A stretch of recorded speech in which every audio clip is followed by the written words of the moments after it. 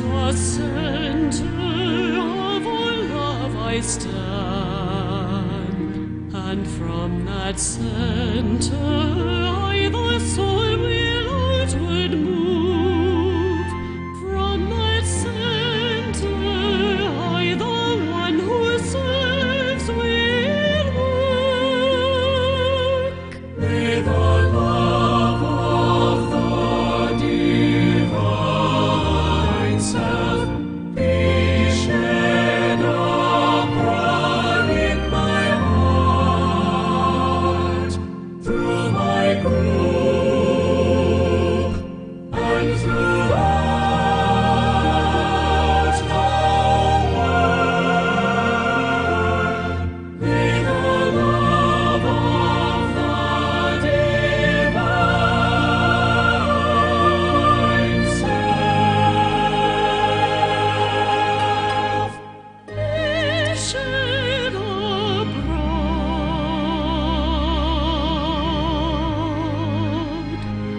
in my heart,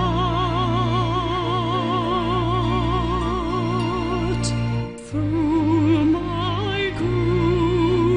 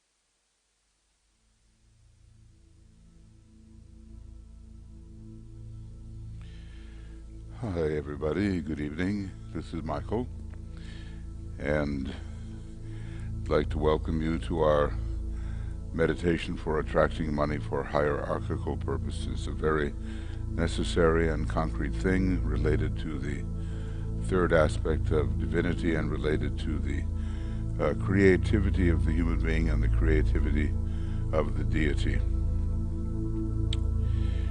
Well, we have ahead of us tonight quite a full schedule.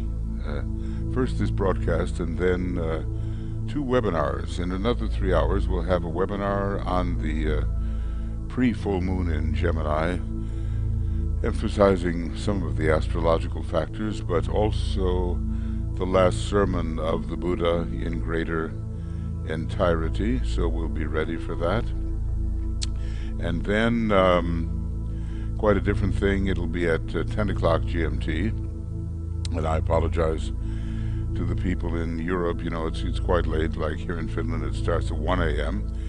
It will be the beginning of our series for Identify as Being, and I'll be taking some selections from my new book called Seeds of the Infinite, and we'll be looking at the concept, I guess we can do no more than that, the concept of the absolute or the absoluteness. And so that will be in another 5 hours from now. I'd like to read just a little bit here from Discipleship in the New Age, Volume 1, around page 271. And this is the Tibetan speaking about money in general. The whole question of money is one of the greatest difficulty at this time, and also one of the utmost simplicity. The difficulty is due to the wrong thought which for generations has been brought to bear upon the problem, leading to wrong attitudes even among the most devoted disciples. The attitude of humanity to money has been colored by greed, by grasping for the lower self, by jealousy, by material desire, and by the heartbreaking need for it, which in its turn is the result of these wrong attitudes. So, when we look out at the world, we see a situation of great unfairness with regard to this symbol of activity, and connected as it is with the fulfillment of desire. We don't yet have the will to share on a large scale, and that sharing is one of the necessities to be somewhat in place before the Christ can reappear. Going on, these wrong attitudes lead to the disastrous economic conditions which we find all around us.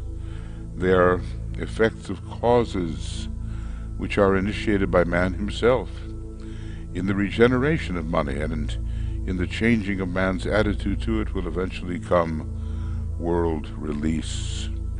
See how important that is, really, in the regeneration of money and the changing of our attitudes toward it. World release will come. Going on, if this cannot take place, then some dire condition will arise.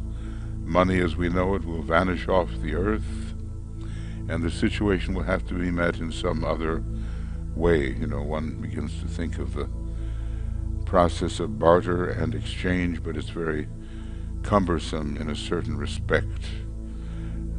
Nor do we want to fall into that idea of social credits, whereby certain people who conform to the attitude of certain leaders are given more of this credit and more spending power. It's very arbitrary and dangerous going on.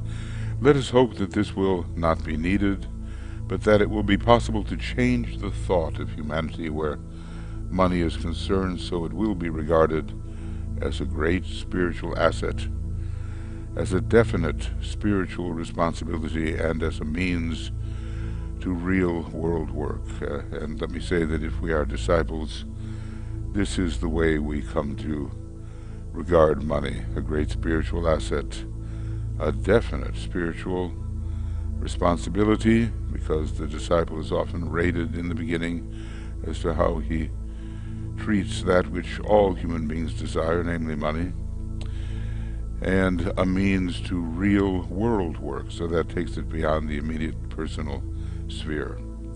The custodians of money, he says, will then shoulder their responsibility without fear and with due understanding.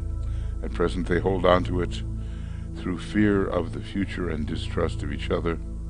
The key to the right expenditure of money and to its correct use can be summed up in the following statement, to which I would ask you all to pay attention. And here is the statement. As money has in the past ministered to personal and family need, so in the future it must minister to group and world need.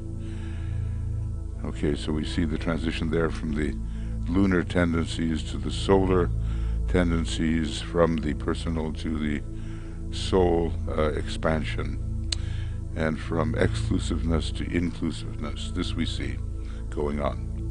Each unit has in the past attempted to act as a magnet and to attract to itself that which will meet what it regards as its need, using personal activity and labor, if of no influence or education, and financial manipulation where that was possible. Right there we're distinguishing, I would say, between the moon-chain humanity and earth-chain humanity in general. Going on, groups in the future must act as magnets. They must see to it that they are animated by the spirit of love. I give you a thought here which is capable of much expansion, the spirit of love, relating the second and third aspects. Need, love, and magnetic power are the three things, consciously or unconsciously, which attract money. Need, love, and magnetic power are the three things which consciously or unconsciously attract money. But they must all manifest at once. The need in the past has not always been real, though it has been felt. Such is the world, glamour, and illusion. You know, we think we need something. In fact, we simply desire it, and we feel it to be a need. But when we clarify glamour and illusion, this will not be the case. Going on, the love has been selfish or unreal. The demand for things material has been for that which is not necessary for health or happiness. He tells us that in Atlantean times the desire for material things was entirely out of control and would dwarf anything that's happening today, the desire for heights of luxury. Going on to magnetic force, the magnetic force utilized has been therefore wrongly motivated, and this process carried forward over so long a time has led to the present dire financial situation for the world. By the transmutation of these factors and the expression of their higher correspondences through right love, right thought or meditation, and right technique, the financial requirements of the new groups and of the new group of world servers will be found. I would suggest that an elaboration of these ideas should be disseminated among all whom you know who could help. I ask you to ponder much on these ideas, for in the education of the intelligent world servers, this question of money and of right attitudes towards money and right meditation upon money must be boldly faced. I would just say there's so much fear and uncertainty around this topic, and it tends to, the love of money for its own sake and for the sake of fulfilled desires tends to draw forth often the very worst in an individual. The emphasis laid by certain large groups on meditation for the raising of funds, usually for personal use or for the selfish ends of their own particular organization or group, has been based upon this emerging concept of the group use of money. Let's see a little more here. Being, however, selfishly and personally interested, the money was thought of in relation to the individual and not in relation to the group. This attitude must and will be changed, and we can see, given the group nature of the sign Aquarius and its rather impersonal nature and its orientation towards larger creative possibilities, this attitude can be changed. So, one more paragraph. One thing more I would ask of you, my brother, and of the group who read my words. Money is the manifestation of energy. All energy can be applied in differing ways. Being in itself an impersonal and blind force, it can be selfishly or unselfishly used. That in itself constitutes the main difference. Motive and creative thought determine the magnetic power of any individual. So when we're talking about magnetism, motive and creative thought lie behind it, and these determine the magnetic power of any individual, group, or center. Determine your motive. See that your group ideal and group love are dominant. use skill in action. This will involve right preliminary meditation plus correct thinking.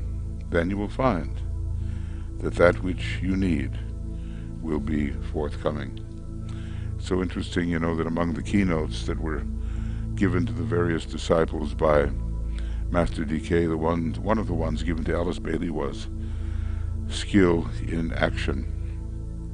DRS, detachment, rest, and skill in action. Certainly, those three would apply to, I think, many of us. Okay, friends, so let's get into the meditation itself. We can look, at the heartbreaking need that does exist around us. Certain nations and their peoples are suffering immensely at this time, maybe here in the wealthier countries in the West. We don't realize the fullness of that. I'm sure we've all been through it.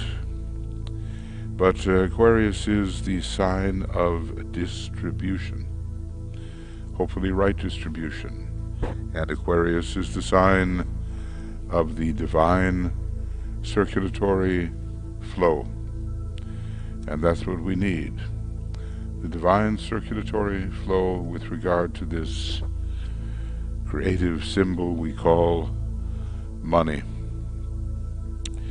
And it is our method of bringing about the creation and manifestation of that which the divine plan seeks to actualize upon our planet.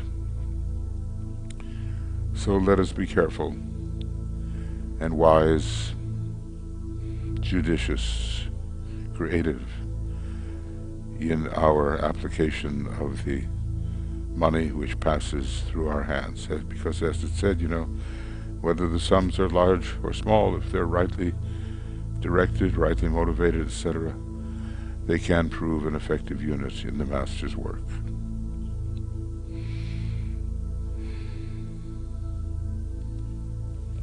Now let's ask those important questions, realizing this statement to be true: to those who give shall be given, so that they may give again.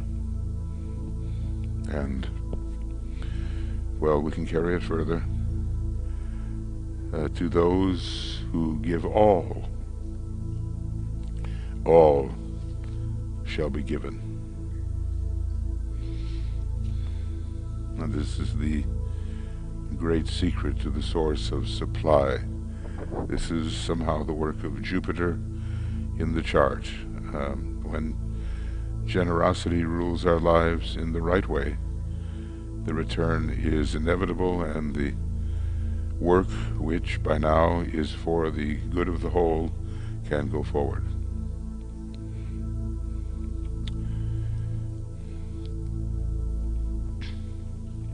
So, we achieve a certain positive and intended personality quietness, and then we formulate clearly to ourselves and in our own words the answers to the following questions.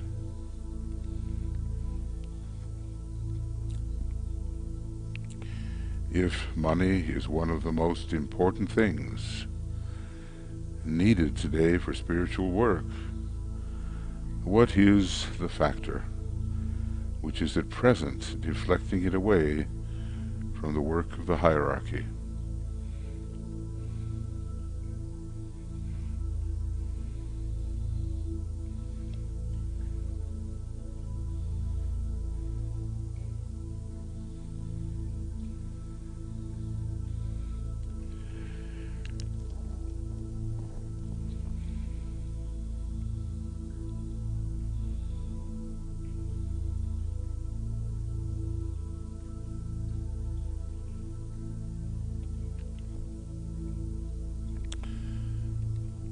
What is my personal attitude towards money?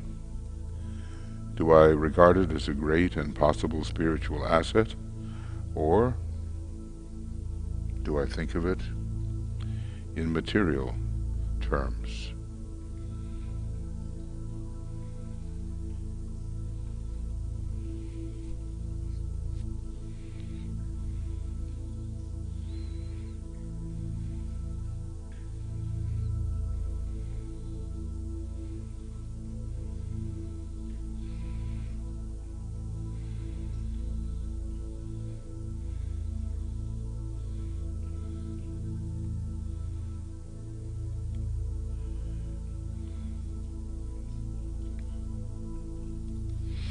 What is my personal responsibility in regard to money, which passes through my hands?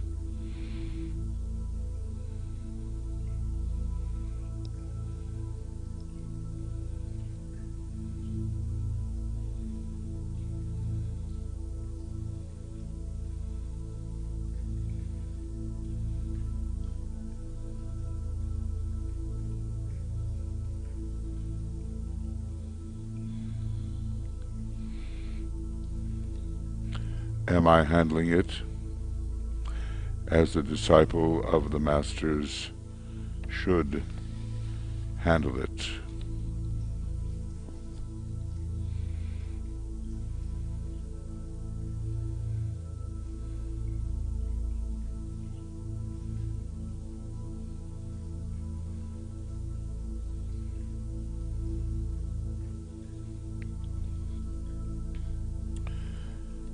We know about the Hydra, the great inner opponent of our spiritual progress, and one of the heads of the Hydra indicating a manner of misuse of energy is the head of the selfish use of money. Humanity as a whole is suffering under this gigantic glamour.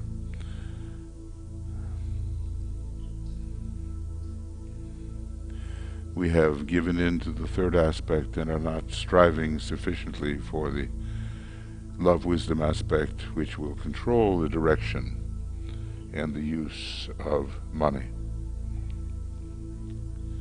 So we study ourselves honestly and try to see clearly, does this symbolic head of the Hydra have any power over us?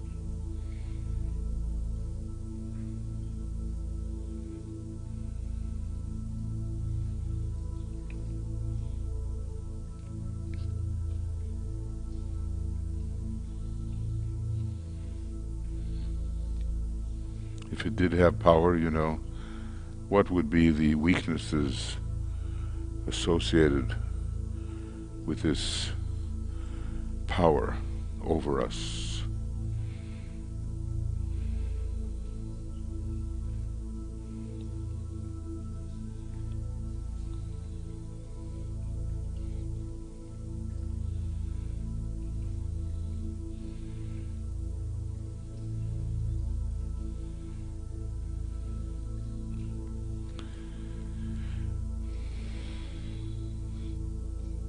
And how would we, since we know more now, how would we overcome this power? If we made a plan, what steps would we take?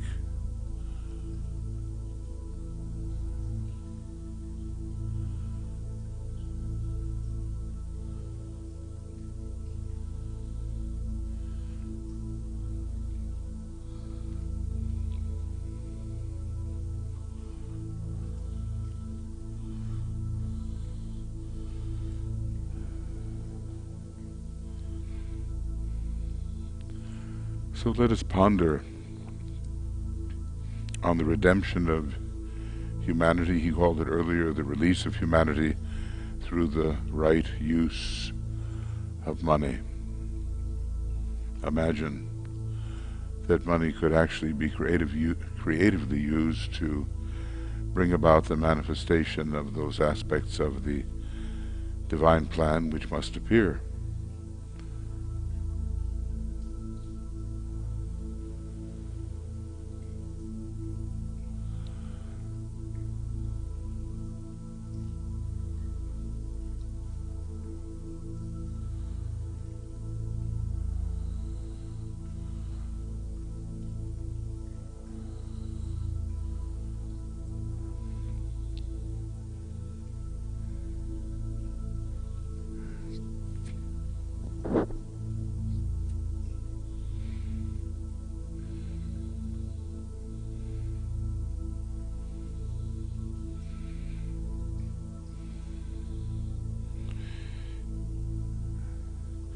We think about money at first, we visualize it as concretized energy. You know, when you give money for something, energy is released. People will act. Concretized energy is at present largely used for purely material purposes and for the satisfaction, where the individual is concerned, of purely personal desires.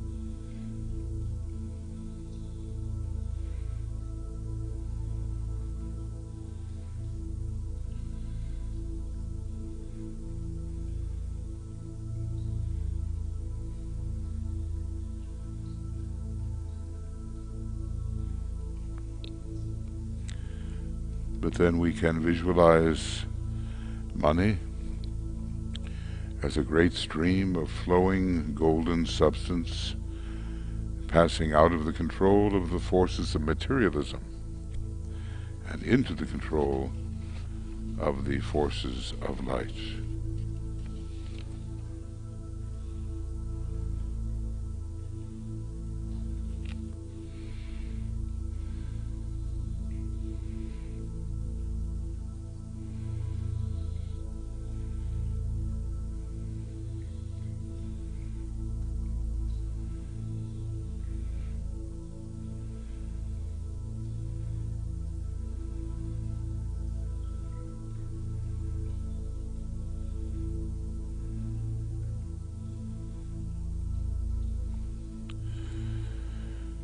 So out of the darkness where money is used to materialize unnecessary forms and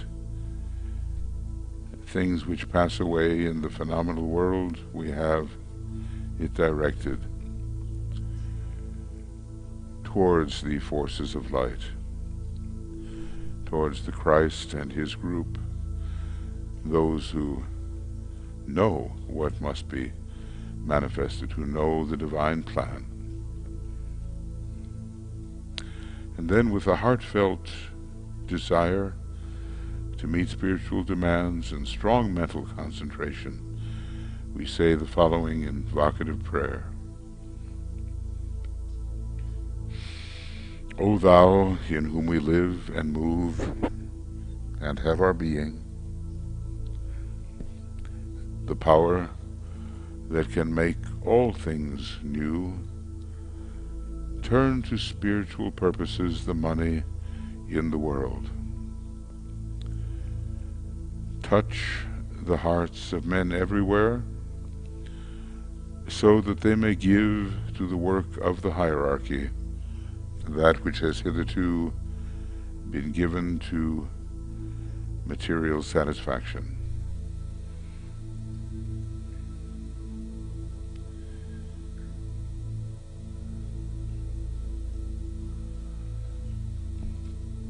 The new group of world servers needs money in large quantities.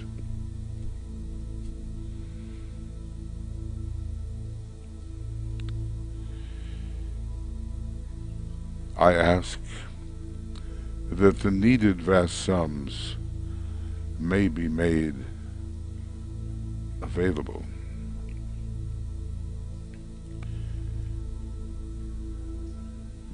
May this potent energy of thine be in the hands of the forces of light.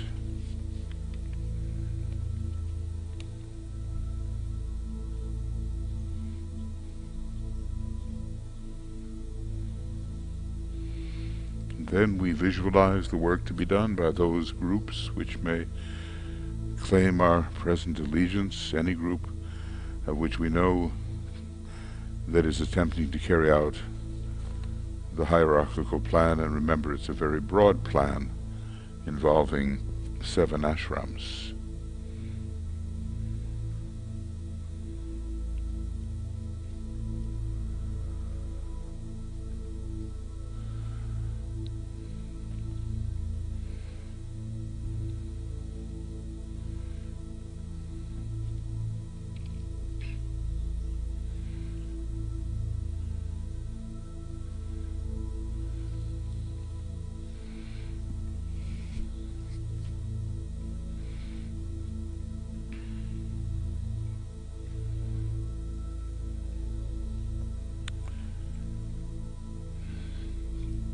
And through the creative imagination and by an act of the will, see unlimited sums of money pouring into the hands of those who seek to do the Master's work.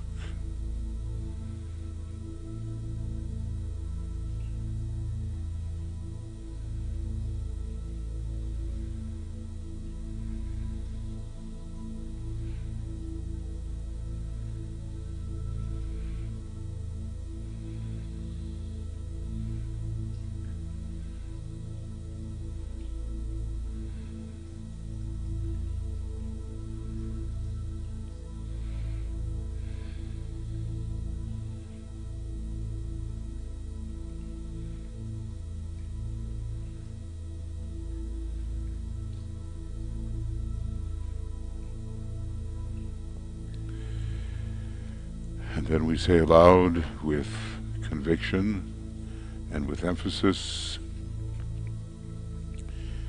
He for whom the whole world waits has said that whatever shall be asked in His name, and with faith in the response, will see it accomplished.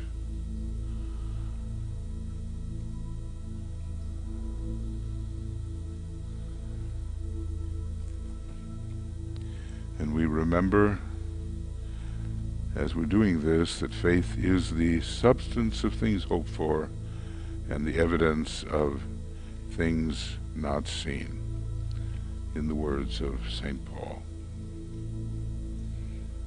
Now let's be specific, and we say to ourselves, I ask money for, and we name those groups and processes for which we ask the money.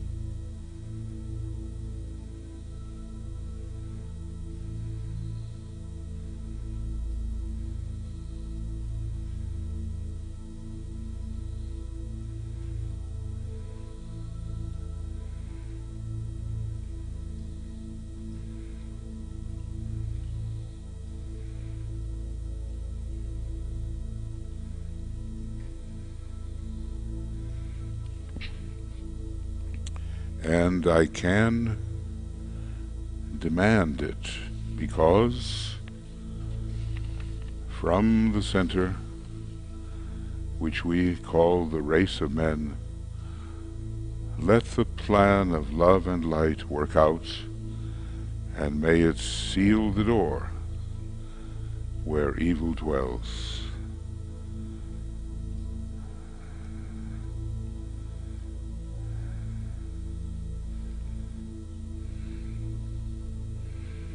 And we give our offering to the Christ and to his workers, his closest disciples and their initiates and their disciples, and all those who are working positively to change human consciousness and bring about the manifestation of the divine plan.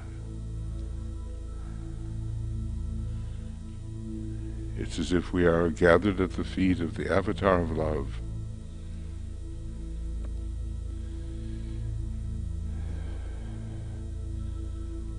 and in some way we prepare to give him and his co-workers, among which we may also, to a degree, number ourselves, the disciples of the world, to give him what we have saved from the last week. And then we will say together,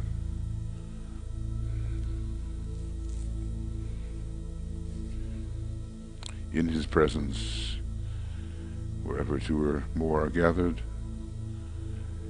we have gathered in your name, Lord Maitreya. Be with us. And we offer him what we have saved.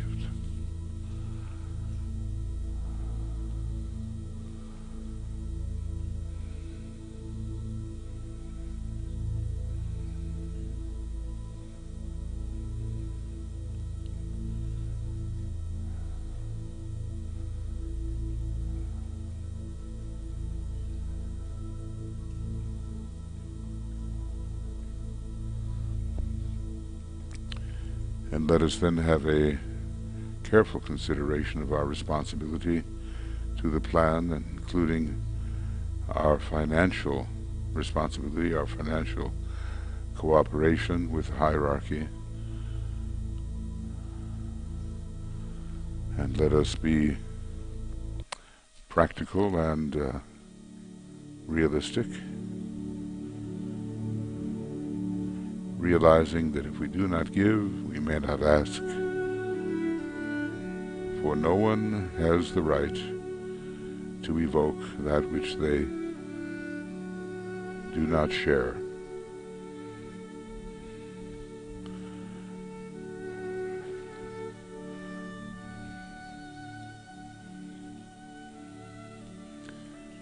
What's the best way for us to cooperate financially with the hierarchy?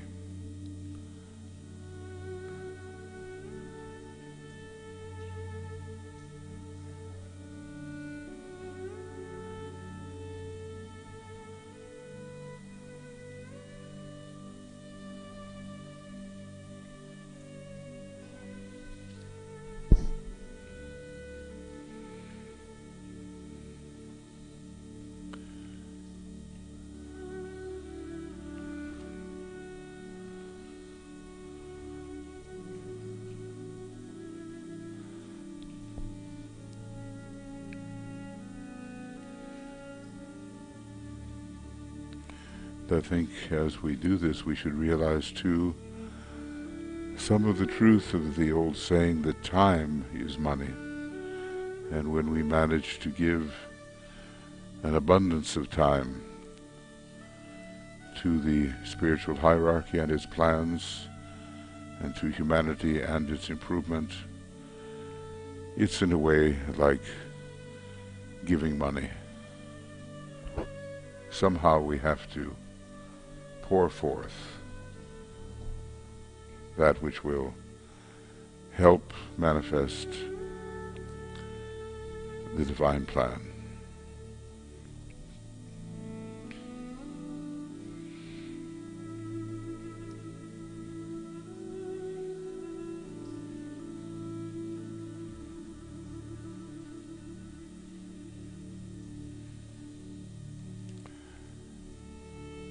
We attempt to feel true love sweeping through us and to have the fixed intention to express this love to all whom we may contact.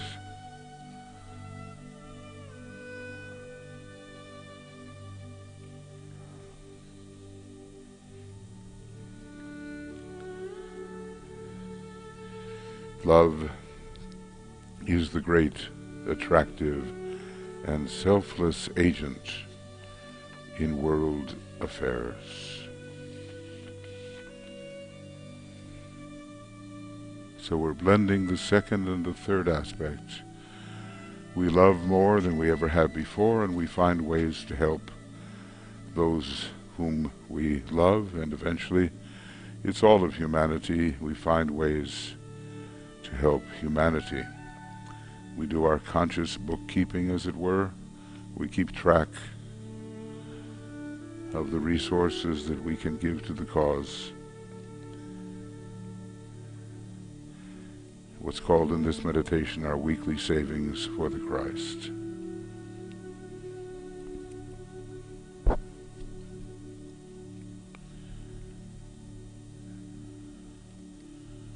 We sound the Om 3 times, precipitating love into the worlds of the threefold personality.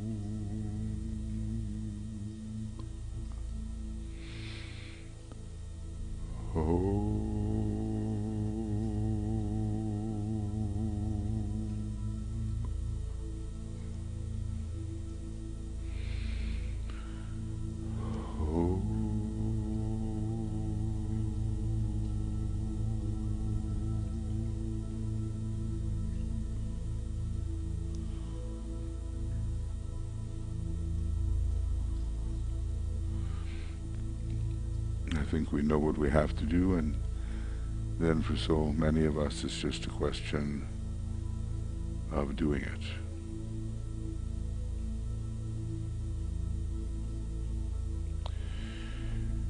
So this will complete this week's Ask work, but the full moon is upon us, and in another 2 hours and 20 minutes we'll be dealing with the pre-full moon, the last sermon of the Buddha. It will be a webinar, 8 p.m. GMT, and then at 10 p.m. GMT we will do some work with the philosophy of reality, requiring, some abstract mental thought. And then tomorrow morning another broadcast using this particular link that we're on right now, and it will be for the actual full moon, which will take place at 8:32 or so, right about that, in the morning GMT. So thank you very much for being with us, and then in another 2 hours and 15 to 20 minutes maybe we'll see you on the webinar for the pre-full moon work, in which I hope we can give some definite attention to the last sermon of the Buddha. Marvelous statement, so marvelous that the Christ sees fit every year to enunciate that sermon at the time of this Festival of the Christ, Festival of Humanity, Festival of Goodwill, a solemn festival. It's called, as you know, by many names. So thank you, and we will continue the work pretty much through the night, and hope that you can participate according to the time zone in which you find yourself.